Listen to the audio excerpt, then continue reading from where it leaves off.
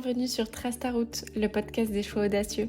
Je suis Lisa Marie, coach et voyageuse passionnée, et ici, je te partage des conseils pratiques en développement personnel, des réflexions inspirantes et des interviews de celles et ceux qui ont osé tracer leur propre chemin. Alors installe-toi confortablement et c'est parti! Bonjour à tous, j'espère que vous allez bien. Je suis absolument ravie de vous retrouver aujourd'hui avec moi.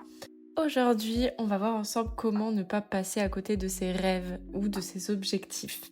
Et pour ce faire, il y a des choses qui sont assez importantes dans la réalisation d'objectifs ou de rêves. La première chose, je t'invite à te poser et à écrire concrètement ce que tu désires sur une feuille. Ça te permettra déjà de faire le tri.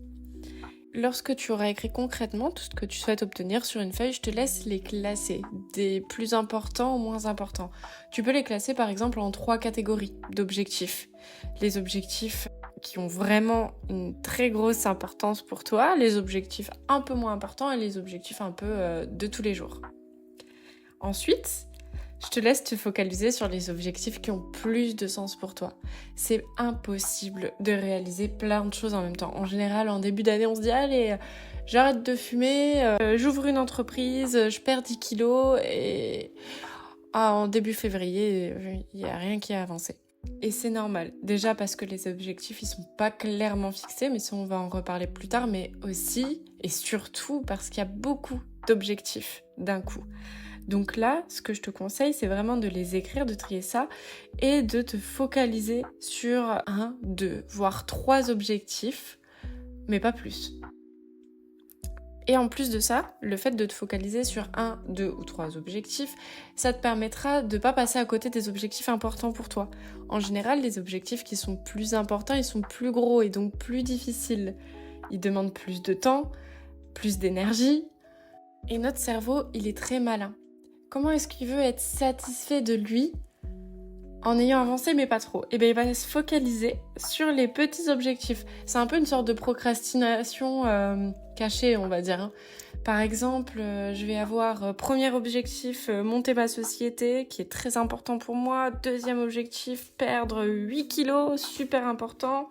Troisième objectif, redécorer ma maison. Bah, ça me ferait du bien, mais un peu moins.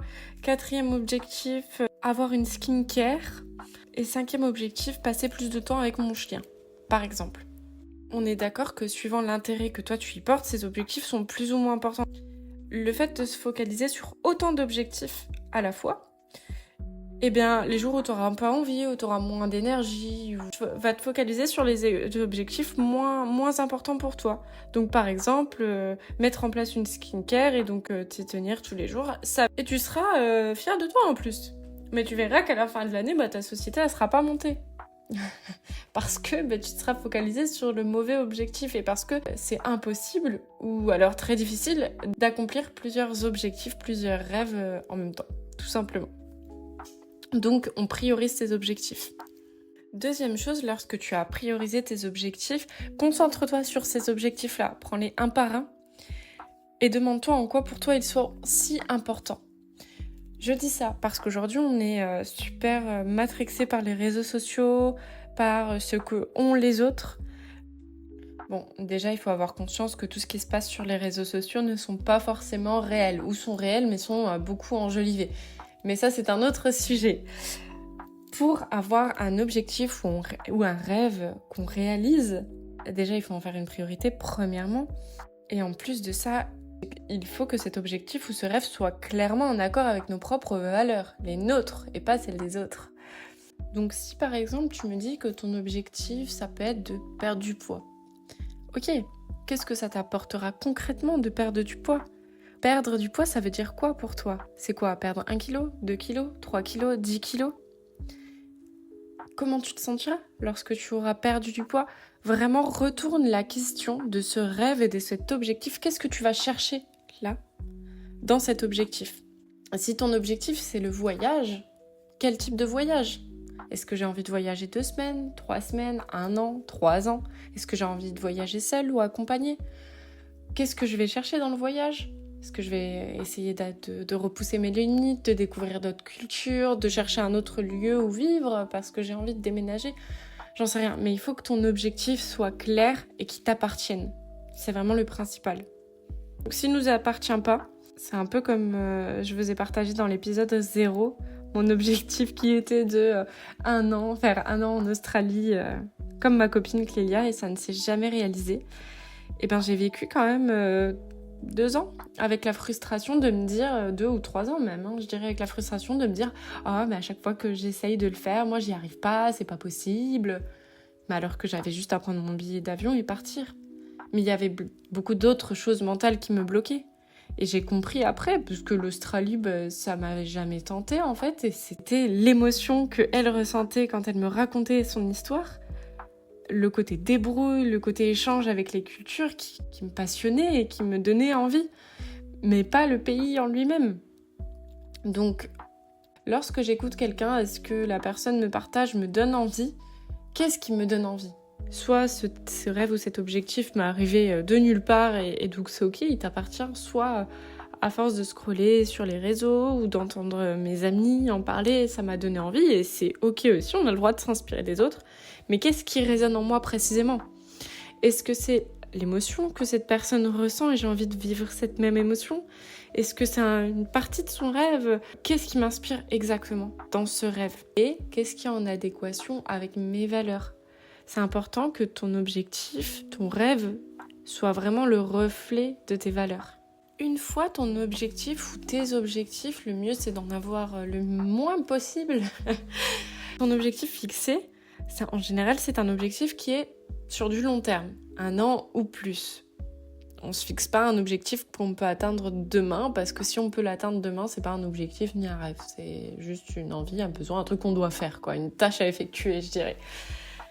Et donc le but, ça va être de te donner une date à cet objectif-là qui est assez loin, une date butoir, avec un titre d'objectif super cool, qui t'inspire vraiment et des mots qui te font rêver, clairement. Le but, c'est de rêver. Et donc, comme c'est un objectif sur le long terme, qu'est-ce qui va se passer dans ton cerveau ? Il va tout simplement se démotiver. Il va être très motivé à certaines périodes de l'année parce que c'est le 1er janvier, donc on est super motivé. C'est le 1er septembre, la rentrée scolaire, on est super motivé. Ou j'ai eu une séance avec mon psy, donc je suis super motivée. Et puis au bout de 2, 3 semaines, 1 mois, un peu moins, la routine revient et puis on oublie son objectif. Et ça aussi, c'est normal.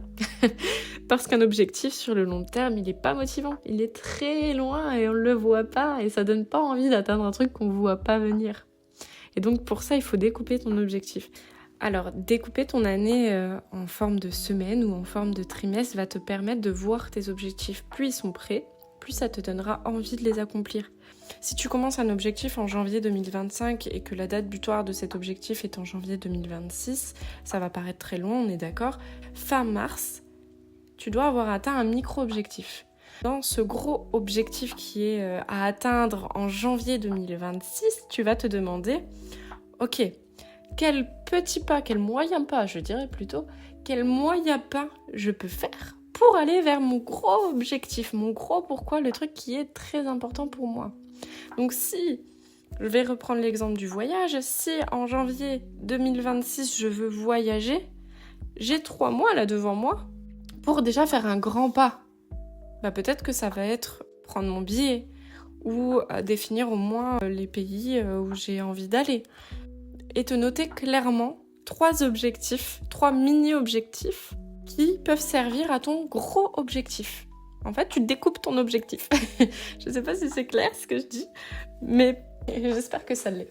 Donc, un gros objectif, un gros pourquoi qui n'est pas si concret que ça, mais qui fait rêver, un truc qui donne bien envie. Ensuite, découpe ton année en plusieurs semaines et donne-toi des moyens objectifs dans ces plusieurs semaines. Et surtout, c'est super important de te prendre 1 heure pour toi et d'écrire tout ça et de te poser pour ça. Sinon, ça sert absolument à rien, ça reste dans ta tête et c'est toujours pas accompli. Lorsque tu as découpé tes objectifs en 3 mois, redécoupe tes objectifs en objectifs quotidiens. Et ça, c'est le truc qui va te rendre fier et qui va te donner envie de continuer. C'est super important. Si tous les jours, tu fais un micro pas vers ton objectif, au bout d'1 an, tu auras un objectif qui est pleinement accompli. Tous les jours, tu ramasses un grain de sable. Déjà, le fait de ramasser le grain de sable, ça va te créer de la confiance en toi. Et le but, c'est plus tu as confiance en toi, plus tu vas te sentir capable réussir et donc d'accomplir d'autres choses. Et donc plus tu vas continuer, plus tu vas avoir confiance en toi, plus tu vas te sentir capable. Et le but, c'est vraiment de créer un cercle vertueux autour de ce rêve ou de cet objectif. Si je veux écrire un livre, un objectif qui est quand même assez lourd, tous les jours, je me force à écrire 100 mots, une phrase, 2 phrases. Mais c'est ces micro-objectifs que tu vas faire au quotidien qui vont réellement t'apporter de la confiance en toi. Et c'est très très important. Donc si je récapitule un petit peu, la première chose, ça va être d'avoir un objectif qui te correspond, qui est clairement en adéquation avec tes valeurs. Avoir un objectif que tu as questionné, que tu as retourné dans tous les sens et que tu es sûr que c'est ton objectif. Que c'est celui-ci, lorsque tu en parles, il te fait vibrer et te donne vraiment envie d'y arriver. Et qui est lointain. Ensuite de ça, ça va être de découper ton année et de te fixer des moyens objectifs sur le moyen terme. Et ajoute à ça des mini-objectifs pour te donner de la confiance en toi et avancer sereinement vers cet objectif qui te paraît loin. Voilà, j'espère que ce genre de contenu t'a plu, que ça t'aide vraiment à avancer vers tes objectifs et tes rêves. Je t'invite à partager, commenter, me laisser un avis en tout cas sur ce que tu penses de ce podcast. Ça me ferait très plaisir et ça m'aiderait beaucoup. Merci beaucoup et à la prochaine!